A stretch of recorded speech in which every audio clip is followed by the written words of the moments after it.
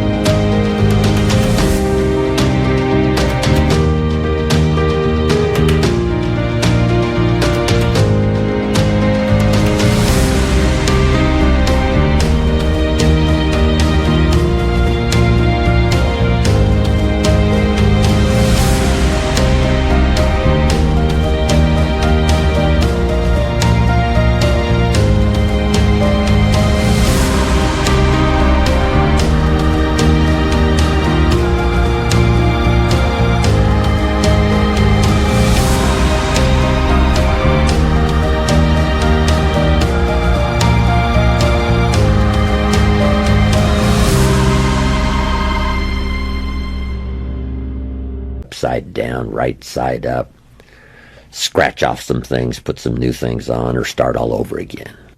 Don't let it become an obsession. Let it become an enticement. Better to be enticed than obsessed, or we might invest too much effort and time in something that's not really going to turn out to be as great as we thought it would. The old prophet said, sometimes things that taste good in the mouth later turns bitter in the belly. We think, oh, this is it. Sure enough, it was a bit of an illusion. Don't cry for me, Argentina, right? One of the lines is, they are illusions. They're not the solutions they promise to be. But that's a learning experience.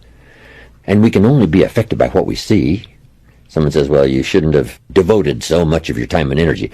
But if that's what you could see, only that at the moment, we're going to do it, and we just learn as we go. We need a collection of experience to give us good data on what to do, what not to do. Sometimes you need more experience to make a wiser decision. If a person says, well, I've eaten junk food now for a week, but look how strong and healthy I am, see, that's a delusion. 1 week is not going to give you the right kind of information about how you feel, whether it's a good idea to continue or not. You need a lot more experience than that to decide whether or not it's good for you. I used this illustration once with the candle lit, talking about having enough.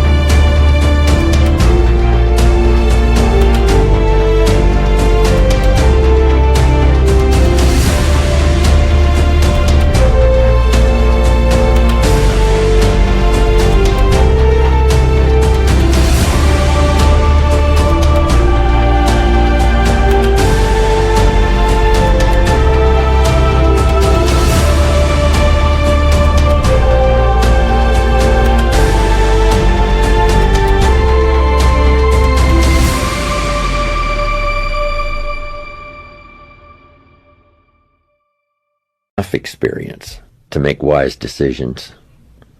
And I said, would all of you agree that the fire will burn my finger? Let's say that I don't know that, but you're trying to teach me now. If you put your finger in the flame, it will burn your finger. I say, okay, I'm ready to try it. So I put my finger in the flame and take it out, fairly quickly, in and out. right in the flame and out. And I say, look, my finger's okay. Let me try it again. And I put my finger in the flame and take it right out. And I say, my finger's okay. Where did you get this idea that the flame would burn my finger? And they say, no, Mr. Rohn, you can't just go like this really quick and put your finger and take it right out of the flame to know that the flame will burn your finger. You've got to leave your finger in there just a little longer. I say, oh yes, then I need a little more experience to make a wise decision. I say, well, I've taken this cocaine and, I feel okay. But see, you don't know the end of that road. This is only the beginning when it seems to be okay. But you need more experience. Now, if you don't have any personal experience on cocaine, then you've got to go to someone who has and says, look, 20 years of my life was wasted, and I finally turned it around.